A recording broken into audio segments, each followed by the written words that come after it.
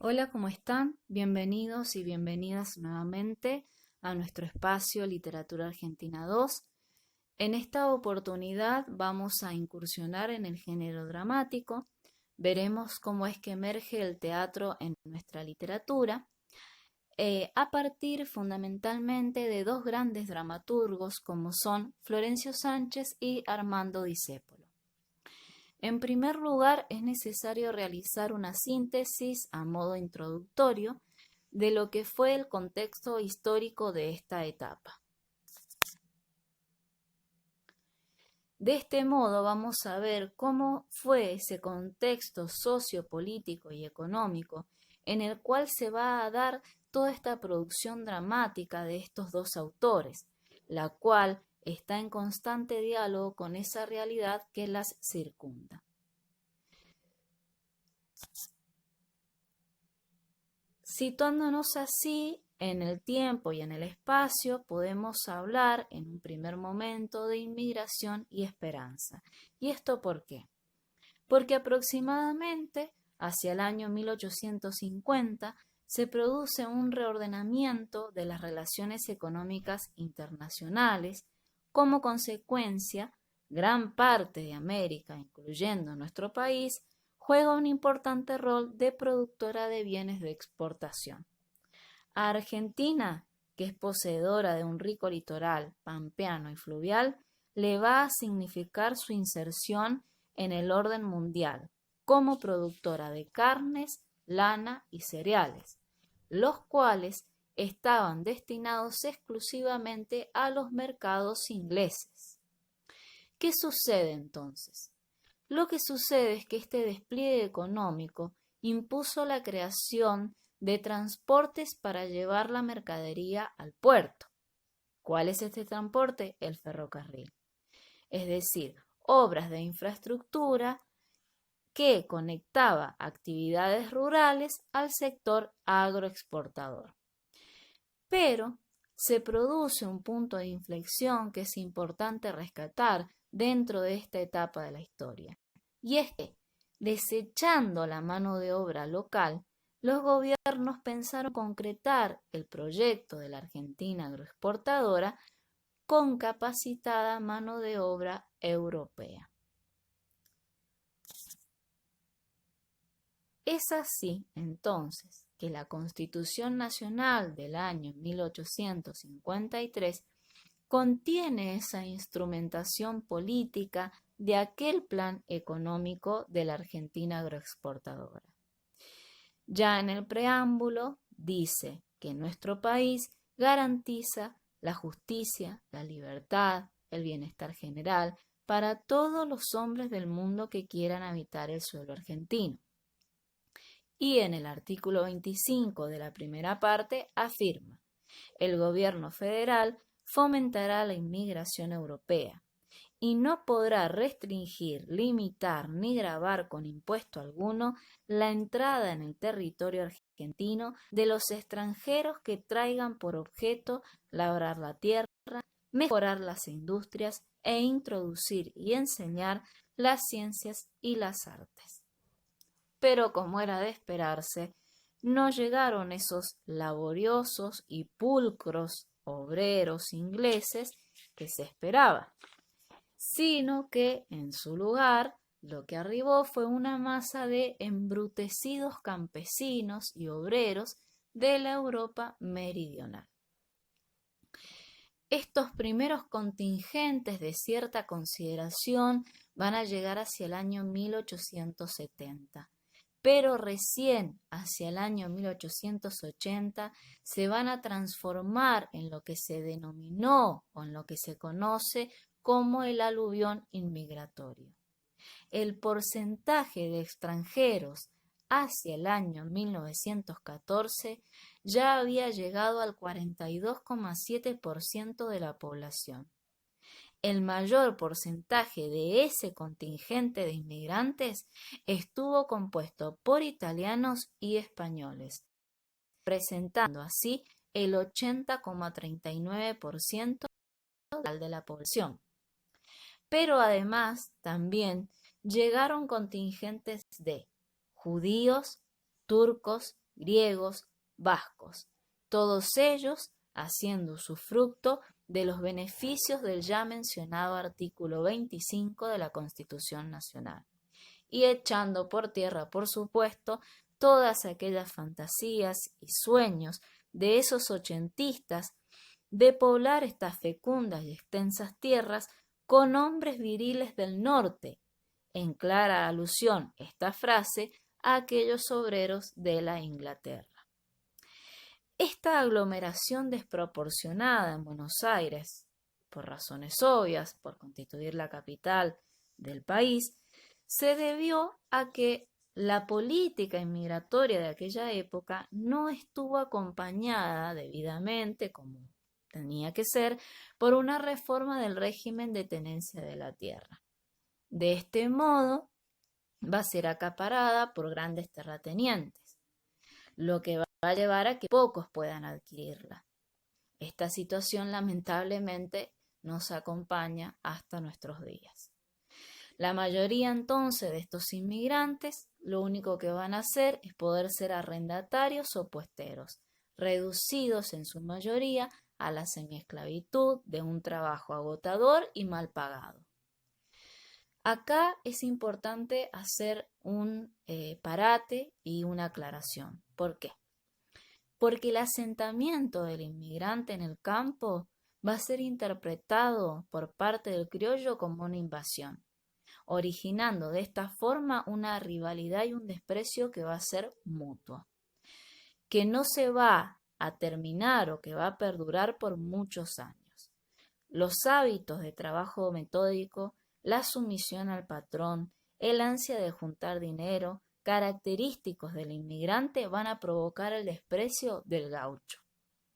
Sin embargo, la adaptación del campo al mercado exportador los va a transformar en compañeros de tristezas y de penurias más allá de esa rivalidad.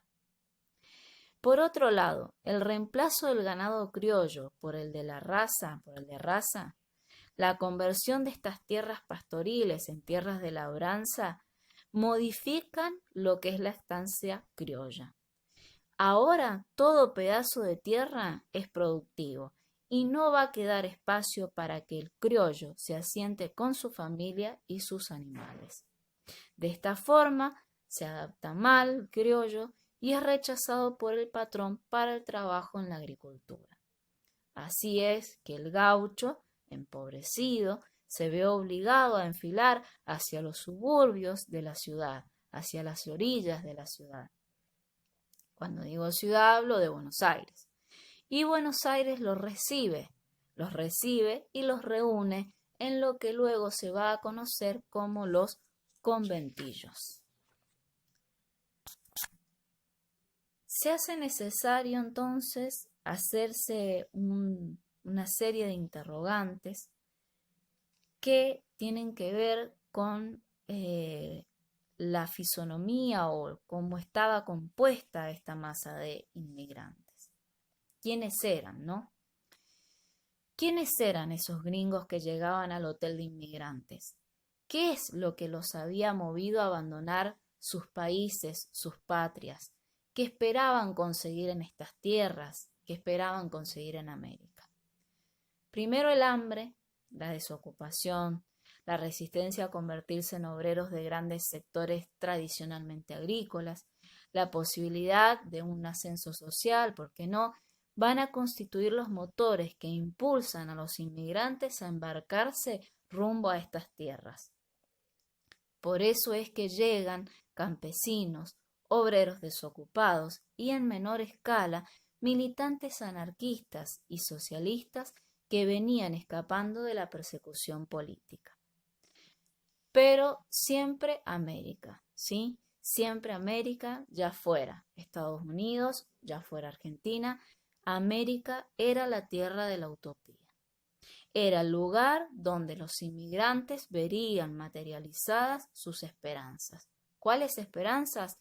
La de una propiedad, el trabajo honrado y fecundo, la prosperidad económica, la seguridad. En una palabra, hacer la América. Y después regresar ricos, bien considerados por vecinos y parientes, o quizá, tal vez, quedarse aquí y traer luego a toda la familia. A pesar de las rivalidades que separaban a los inmigrantes entre sí o a los inmigrantes y los criollos, la convivencia que les va a tocar tener en el conventillo y las miserias que van a compartir van a disolver el aislamiento social. Por otro lado, la lengua también sufre profundos cambios. Cada grupo étnico, urgido por la necesidad de poder comunicarse, se lanzó a hablar una media lengua, mezcla de su idioma vernáculo y castellano, que convirtió la ciudad en una segunda Babel. Entonces es que este pandemonium lingüístico se convirtió en una fuente inagotable de comicidad para el teatro de la época. Para aumentar aún más la confusión en el lenguaje, se agrega el lunfardo, primero utilizado como jerga por parte de los delincuentes para poder burlar la persecución policial. Van a concurrir con el lunfardo, las voces de la inmigración más las voces del campo que se había acercado a las orillas de la ciudad. De este modo, el lunfardo se va a terminar generalizando luego entre los sectores más populares y humildes y se va a fijar finalmente con el tango y la milonga. Pero ¿qué pasa? Podemos hablar de una segunda etapa o un segundo momento, mejor dicho. ¿Por qué? Porque ese ambicioso plan que tenían los ochentistas no se puede concretar, fracasa. Entonces es que hablamos de inmigración y fracaso. ¿Por qué? Porque no era para todos la Argentina de la abundancia. A poco de llegar, ¿qué descubría el inmigrante? Que si bien acá abundaban las libras esterlinas, eran ajenas. Que si bien se podía conseguir trabajo en la ciudad, pedir una mejor distribución, una más equitativa distribución de las ganancias iba a ser castigado con la cárcel, con la expulsión del país y hasta con la muerte. Que para poder sustentarse una familia debía trabajar jornadas de 12 horas completas, incluyendo mujeres e hijos, sin descanso.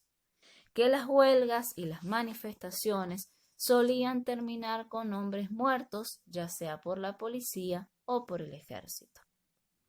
Es así que el trabajo embrutecedor, las injusticias, se iban haciendo cada vez más difíciles de sobrellevar por las miserias morales.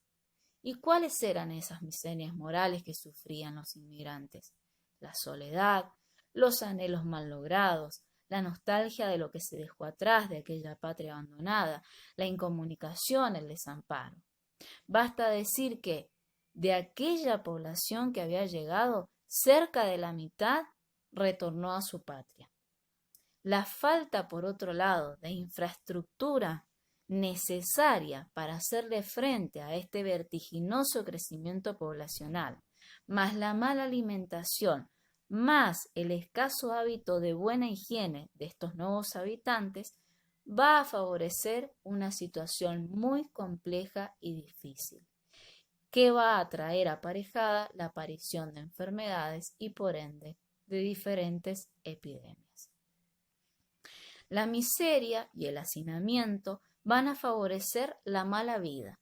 Ya Edmundo Rivero, cantante argentino, en su libro Una luz de almacén, nos proporciona una taxonomía de los laburos ilegales que había en ese momento. Les recomiendo que vean o que investiguen de qué se trataban estos laburos ilegales de los que habla Rivero. ¿Cuáles eran? El burrero, el empalmador, el escamoteador, la mechera, el jiquero, el punguista, el levantador. Tema aparte va a merecer la mujer. ¿Por qué? Porque sobre ella pesaba una estricta sanción moral. Porque una vez que había dado el mal paso, generalmente empujada por la miseria económica de la que venimos hablando, entraba en la vida de la prostitución, de la que era muy difícil poder regresar, es decir, poder salir.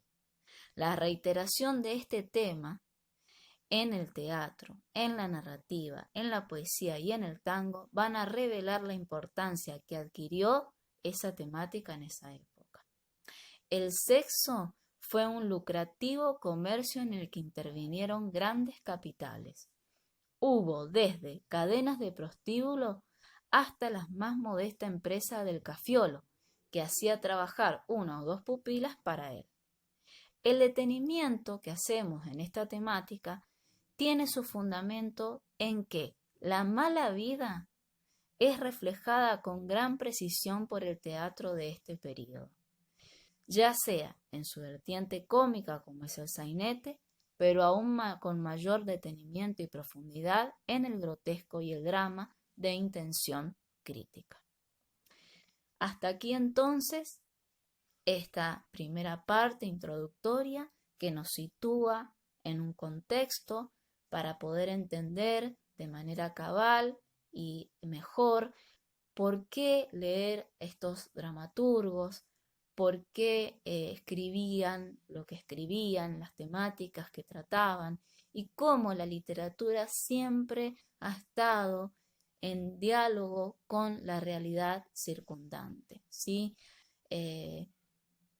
Es muy importante situarse sobre todo en este espacio, como lo hicimos con la literatura argentina 1, en lo que es el contexto, para tener una mejor comprensión, ya sea del autor, de la obra, de las temáticas, del por qué leer a estos autores que siguen vigentes y que inevitablemente mantienen temáticas que hasta el día de hoy uno puede reconocer. Hasta acá entonces esta primera parte.